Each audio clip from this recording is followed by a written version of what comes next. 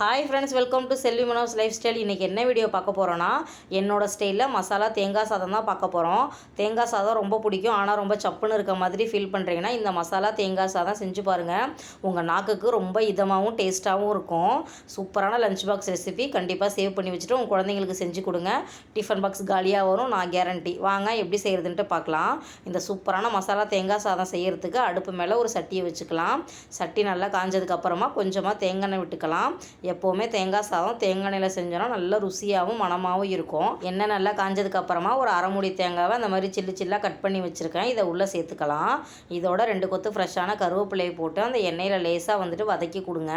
இந்த தேங்காய் எல்லாமே நல்லா கோல்டன் ப்ரௌன் கலர் ஆகணும். இந்த மாதிரி செய்யும்போது சாப்பாடு நல்ல ருசியாக இருக்கும். உங்களுக்கு சாப்பிடும்போது ரொம்ப வித்தியாசமான டேஸ்ட்டாகவும் இருக்கும். இதோட ஒரு அரை ஸ்பூன் அளவுக்கு தனி மிளகாத்தூள் போட்டுட்டு ஸ்டவ்வை ஆஃப் பண்ணிவிடுங்க. அந்த சட்டியோட சூட்லேயே அந்த மிளகாத்தூளோட பச்சை வாசனை போயிடும், இல்லைனா கரிஞ்சிடும். இப்போ இந்த தேங்காய் வேறு பாத்திரத்துக்கு மாற்றி நல்லா ஆற வச்சுடுங்க. ஆற வச்ச அந்த தேங்காவை தண்ணி எதுவுமே சேர்க்காம ஒரு ட்ரையான மிக்சர் ஜாரில் சேர்த்து அரைச்சிடுங்க. கொஞ்சம் கூட தண்ணி படவே கூடாது. தேங்காவை நல்லா மைய அரைக்காமல் கொஞ்சம் குறைன்னு அரைச்சி எடுத்தோன்னா சாப்பாடு செய்யும்போது பார்க்குறதுக்கு ரொம்ப ஃப்ளேவராக இருக்கும். பாருங்கள், இந்த மாதிரி சம்பல் மாதிரி நல்லா குறைன்னு வந்துட்டு அரைச்சி எடுத்துக்கோங்க. பார்க்க எவ்வளோ நல்லாயிருக்கு பாருங்கள். இப்போ இதை வந்துட்டு ஓரமாக எடுத்து வச்சுட்டு தாளிக்கிறதுக்காக அடுப்பு மேலே ஒரு சட்டி எடுத்து வச்சுக்கலாம். சட்டி நல்லா காஞ்சதுக்கப்புறமா தாராளமாக தேங்காய் எண்ணெய் விட்டுக்கோங்க. எண்ணெய் நல்லா காஞ்சதுக்கப்புறமா கொஞ்சமாக கடுகு சேர்த்துக்கலாம். கடுகு லேசாக புரியும் போதே 1 ஸ்பூன் அளவுக்கு உளுத்தம்பருப்பு, 1 ஸ்பூன் அளவுக்கு கடலைப்பருப்பு, கை நிறைய வேர்க்கடலை சேர்த்துக்கலாம்.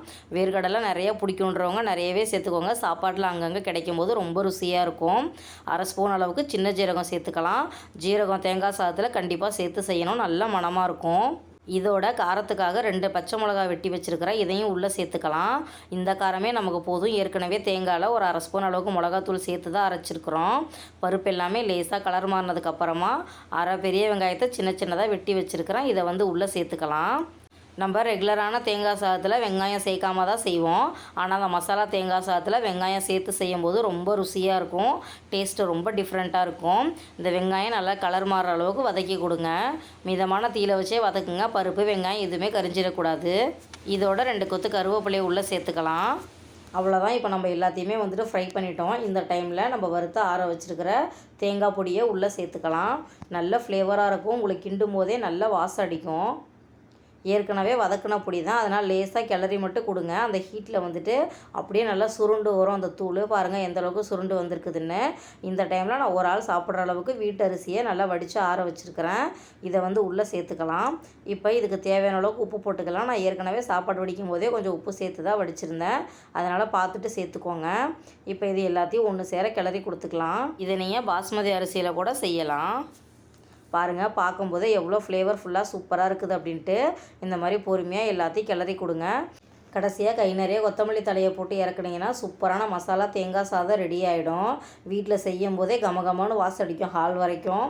நீங்கள் இந்த சாப்பாடை செஞ்சு லஞ்சுக்கு கொடுக்கும்போது திரும்ப வருமோன்ற பயமே உங்களுக்கு தேவையில்ல. அந்த அளவுக்கு சூப்பராக இருக்கும். குழந்தைங்க விரும்பி சாப்பிடுவாங்க. இதே மாதிரி நீங்களும் செஞ்சு பார்த்துட்டு எப்படி இருக்குன்ட்டு கமெண்ட் பண்ணுங்கள். தொட்டுக்க எதுவுமே பெருசாக தேவைப்படாது. ஒரு உருளைக்கிழங்கு பொரியலோ கத்திரிக்காய் பொரியலோ இல்லை நீங்கள் அப்பளம் வச்சு கூட வாய்க்கு ருசியாக அள்ளி சாப்பிடலாம். இந்த வீடியோ உங்களுக்கு பிடிச்சிருந்துச்சுன்னா கண்டிப்பாக லைக் பண்ணுங்கள். நம்ம சேனலை சப்ஸ்கிரைப் பண்ணுங்கள். எல்லா வீடியோவும் வாட்ச் பண்ணுங்கள்.